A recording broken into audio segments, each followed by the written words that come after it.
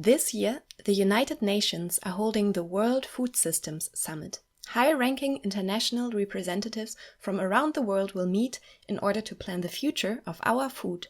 At a pre-summit in Rome at the end of July, proposals will be worked out. And this fall, in New York, decisions will be made.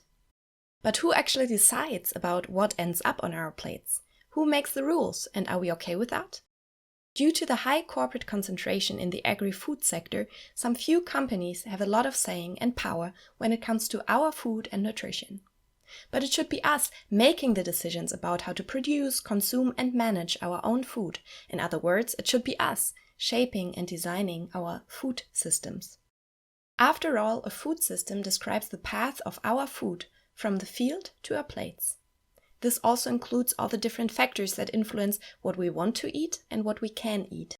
Unfortunately, structural problems such as hunger, food poverty, inhumane working conditions, biodiversity loss and climate crisis are also part of our food system. That's why groups of social movements, civil society organizations and dedicated scientists all around the world are fighting for a fair and just food system. There's a multitude of different approaches and ideas to achieve this. All of them are very diverse and inspiring. On the international level, these interests are defended by representatives of the civil society in the Committee on World Food Security. But will these voices also be heard at the Food Systems Summit? Let's take a look at what has happened so far. The summit is the result of a close cooperation between the UN Secretary-General and the World Economic Forum.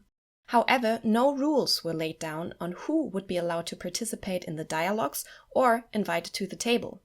This made it very easy for representatives of the agri-food industry to dominate the process. Thus, some industry-friendly scientists and individual organizations, such as the Alliance for a Green Revolution in Africa, led the preparations for the summit and were given seats of honor at the discussion table.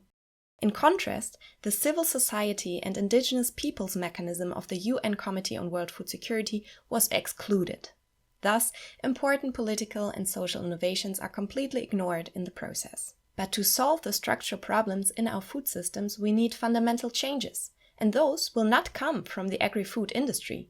Therefore, we call for a boycott of the official food summit. And we are not alone. More than 500 civil society organizations from all over the world expressed their criticism in many ways, including a joint open letter. Over 200 scientists have also declared their boycott of the summit. We will not remain silent. With our alternative counter-summit in July, we raise our voices and rise up against corporate food systems. We want food systems that are sustainable, democratic, just and healthy. To achieve this, actors of the civil society must be allowed to freely participate in the discussions in a self-organized way. And the final decisions must be made by public institutions and not dominated by the interests of industry and finance. For this to succeed, we need the support from all of you. Participate, discuss, and rise up against corporate food systems.